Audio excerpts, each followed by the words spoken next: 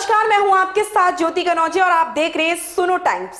आइए रुक करते हैं खबर की ओर। हमारे साथ मौजूद हैं शिक्षक सभा के राष्ट्रीय सचिव इंजीनियर विनोद यादव जी। उत्तर प्रदेश के अभी विधानसभा चुनाव खत्म हुए हैं, उसके बाद एमएलसी का चुनाव लगातार चल रहा है और समाजवादी पार्टी के प्रत्याशी अपना पर्चा नहीं दाखिल कर पा रहे हैं। आखिर कारण क्या है? आपकी पार्टी कमजोर हो गई है क्या?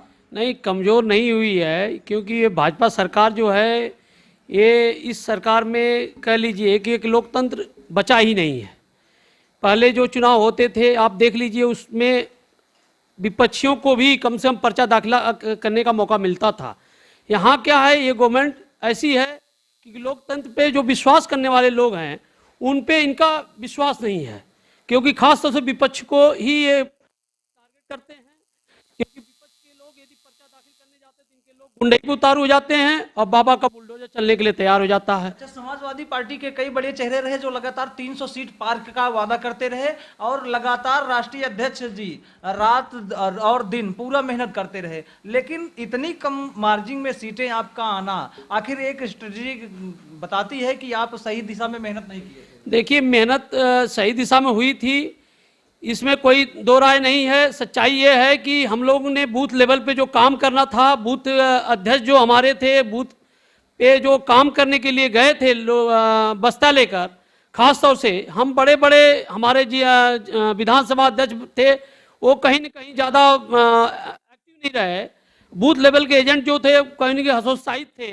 और साथ साथ में ये भी था क्योंकि माननीय जी ने इतना मेहनत की, एक माहौल दिया प्रदेश की जनता को, ऑप्शन दिया और जनता ज़्यादा से ज़्यादा हमारी भागीदारी भी दी है। उनका हमारा वोट प्रतिशत बढ़ा है, हमारा 21% से 36% हुआ है। पार्टी के गठन के बाद पहली बार वोट प्रतिशत आपका बढ़ा। जी, इसके लिए ऐसा नहीं कि हमारा वोट प्रतिशत बढ़ा है तो इसके लिए हमारा मनोबल, ऐसा नहीं कि हमारे कार्यकर्ताओं का मनोबल टूटेगा। इसमें हमको कहीं न कहीं कड़ी एक संदेश गया है कि कड़ा से कड़ा और मेहनत करना है, क्योंकि ये झूठों फरेबों की जो सरकार है उनको मुंह तोड़ जवाब देने के लिए ग्राउंड लेवल पे मेहनत करनी पड़ेगी, जमीनी पे, और अपने लोगों को विश्वास में लेना पड़ेगा। जो निचले लोग तबके के लोग हैं उनमें कंधे से उनके हक की लड़ाई लड़नी पड़ेगी और पुरजोर तरीके से। ऐसा माना जा सकता है कि जिस तरह से अखिलेश यादव अभी आजमगढ़ विधानसभा लोकसभा सीट से इस्तीफा दिए हैं, तो क्या विपक्ष की भूमिका में एक नेता प्रतिपक्ष के रूप में मजबूती के साथ मुद्दों के साथ खड़े रहेंगे कि नहीं रहेंगे? देखिए, सबसे बड़ी मैं देखना विपक्ष के रूप में देखा जाए तो खास तौर से विधानसभा के अंदर हमारी संख्या जो 125 है गठबंधन की, तो ये मुख्य विपक्षी दल के रूप में ऐसा होना चाहिए, क्योंकि ये खास तौर से योगी सरकार के जो कृत्य हैं, कार्य हैं जन विरोधी, उनको खुलासा भी करना है, उनको मुंहतोड़ जवाब भी देना है सदन के अंदर, और सड़क से लेकर सदन तक की लड़ाई बहुत मजबूती से लड़नी पड़ेगी। और खास तौर से गरीब तबकों को एक विश्वास जाएगा, क्योंकि कोई यदि पार्टी है वो सिर्फ समाजवादी पार्टी गरीबों की लड़ाई लड़ सकती है, चाहे सड़क से हो चाहे सदन के बीच में हो। सड़क और सदन की बात कर रहे हैं। अभी आपके अयोध्या में एक 7 साल की मासूम के साथ रेप हुआ है, वहां पे आपकी पार्टी नहीं पहुंच पा रही, ना तो राष्ट्रीय अध्यक्ष पहुंच पा रहे हैं। अमेठी में लगातार ताबड़तोड़ 4 हत्याएं हुई हैं, वहां पे भी आप सकती है, चाहे सड़क से हो चाहे सदन के बीच में हो। सड़क और सदन की बात कर रहे हैं। अभी आपके अयोध्या में एक 7 साल की मासूम के साथ रेप हुआ है, वहां पे आपकी पार्टी नहीं पहुंच पा रही, ना तो राष्ट्रीय अध्यक्ष पहुंच पा रहे हैं। अमेठी में लगातार ताबड़तोड़ 4 हत्याएं हुई हैं, वहां पे भी आपके लोग नहीं पहुंच पा रहे। आखिर कारण क्या है? किस तरह से लड़ाई? नहीं, ऐसी बात नहीं है। लोकल बॉडी वहां पहुंची है, क्योंकि लोकल नेता वहां के जो भी हैं, हमारे पदाधिकारी पार्टी के, वो पहुंचे हैं और हम लोग कम से कम उनके पीड़ित परिवार के साथ है। हमारी पार्टी हमेशा साथ रही है।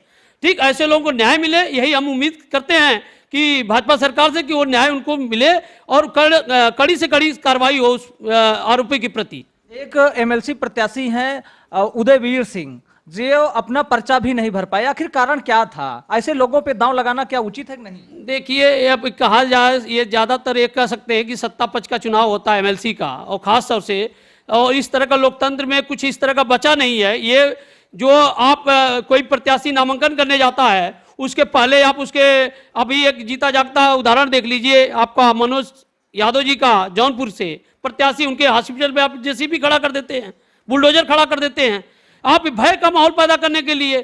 क्योंकि आप लोकतंत्र में एक पक्ष ये भी है, क्योंकि वो दूसरा लड़ने के लिए भी अधिकार है। लोकतंत्र जो हमारे संविधान ने हमको मौका दिया है लड़ने के लिए, एक उसमें पक्ष विपक्ष का, तो उसको अब निर्वहन होना चाहिए। लेकिन ये योगी सरकार ऐसी है क्योंकि इसमें विश्वास लोकतंत्र में नहीं है, क्योंकि लोकतंत्र पे, संविधान पे भी नहीं, कह लीजिए संविधान पे भी विश्वास करने वाले लोग नहीं हैं। तो इस तरह का नहीं होना चाहिए। जहाँ पक्ष वहाँ विपक्ष की भूमिका भी अच्छी होनी चाहिए, इस पे विश्वास करना चाहिए।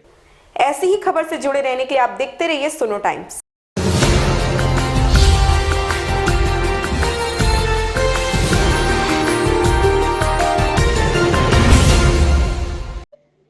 लेटेस्ट अपडेट पाने के लिए हमारे चैनल सुनो टाइम्स को लाइक करें, सब्सक्राइब करें और हाँ, बेल आइकन दबाना बिल्कुल ना भूलें।